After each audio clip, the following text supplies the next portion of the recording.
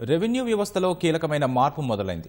భూమి survey, registration, రికార్డుల నిర్వహణ ఇప్పటి వరకు 3 వేర్వేరు శాఖల్లో ఉన్న సేవలన్నింటినీ ఒకే గొడుగు కిందకు తెచ్చే సమీకృత భూభారతి పోర్టల్కు తొలి అడుగు పడింది. రంగారెడ్డి జిల్లా ఆమన్గల్ మండలం మిఠాయిపల్లి గ్రామంలో రెవెన్యూ శాఖ మంత్రి పొంగులేటి శ్రీనివాసరెడ్డి ఈ పోర్టల్కు లాంఛనంగా శ్రీకారం చుట్టారు. ఇకపై క్షేత్రస్థాయిలో భూమికి, రికార్డుల్లోని సమాచారానికి సరిపోలితేనే భూభారతి పోర్టల్లో రిజిస్ట్రేషన్ చేస్తారు. పట్టా పాసు పుస్తకంతో పాటు భూధార్ నంబర్ను కేటాయిస్తారు. భవిష్యత్తులో ఆ భూమి సర్వే సంఖ్యలు, విస్తీర్ణం మార్చడం లాంటి వాటికి ఆస్కారమే ఉండదు. పగడ్బందీగా భూముల వ్యవస్థను తీర్చిదిద్దేందుకు రంగారెడ్డి జిల్లా ఆమనగల్లు, ఖమ్మం జిల్లా కూసుమంచి, భద్రాద్రి జిల్లా అశ్వారావుపేట, సంగారెడ్డి జిల్లా వట్పల్లి, నారాయణపేట జిల్లా కోస్గి ఈ 5 మండలాల్లో పైలట్ ప్రాజెక్టుగా ప్రారంభమైంది. 2020 నవంబర్ 2వ తేదీ నుంచి అమల్లోకొచ్చిన ధరణి పోర్టల్లో ఏ సమాచారం ఉంటే ఆ మేరకు రిజిస్ట్రేషన్ చేయడంతో క్షేత్రస్థాయిలో పెద్ద ఎత్తున సమస్యలు ఉత్పన్నమయ్యాయి. వీటన్నింటినీ సరిచేసేందుకు కాంగ్రెస్ ప్రభుత్వం భూభారతి పోర్టల్ను తీసుకొచ్చింది.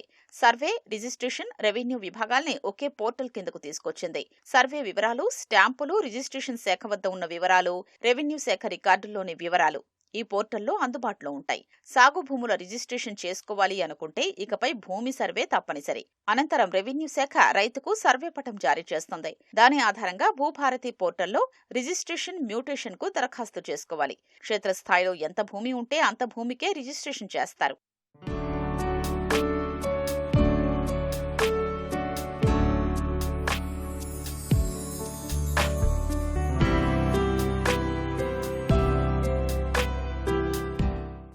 రంగారెడ్డి జిల్లా ఆమనగల్లు మండలం మిఠాయిపల్లిలో కల్వకుర్తి ఎమ్మెల్యే కసిరెడ్డి నారాయణరెడ్డితో కలిసి ఇంటిగ్రేటెడ్ భూభారతి పోర్టల్ను రెవెన్యూ శాఖ మంత్రి పొంగులేటి శ్రీనివాసరెడ్డి ప్రారంభించారు. 45 రోజుల పాటు అమలు చేసి మార్పు చేర్పులపై పరిశీలన చేస్తామని మంత్రి పేర్కొన్నారు. భూభారతి పోర్టల్లో సేవలు సత్వరంగా లభిస్తాయన్న మంత్రి రైతు స్మార్ట్ ఫోన్తో ఇంటి నుంచే లాగిన్ అయి అన్ని సేవలు పొందొచ్చని వివరించారు.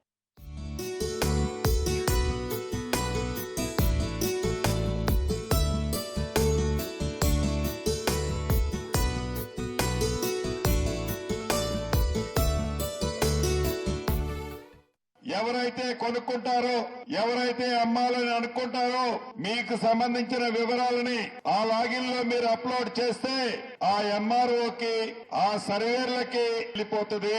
24 గంటల్లోంచి 48 గంటల లోపే సర్వే చేసి ఎమ్మటే దాన్ని అప్లోడ్ చేస్తాడు. 1 లేదా 2 రోజుల్లో మీరు కొన్న ఆస్తి పూర్తి వివరాలు మ్యాప్ తో మీ డాక్యుమెంట్ కు జత చేయడం జరుగుద్ది. రిజిస్ట్రేషన్ చేసేటప్పుడే మీ మ్యాప్ ఆ డాక్యుమెంట్ తో వచ్చే వ్యవస్థే ఇంటిగ్రేటెడ్ వ్యవస్థ. ఆధార్ తరహాలో భూధార్ నెంబర్ ప్రతి సర్వే నెంబర్కు ప్రత్యేకమైన డిజిటల్ గుర్తింపు ఇవ్వనున్నారు. భూమి ఎవరి పేర ఉంది, ఎంత విస్తీర్ణం, హద్దుల వివరాలన్నీ ఒకే చోట కనిపిస్తాయి.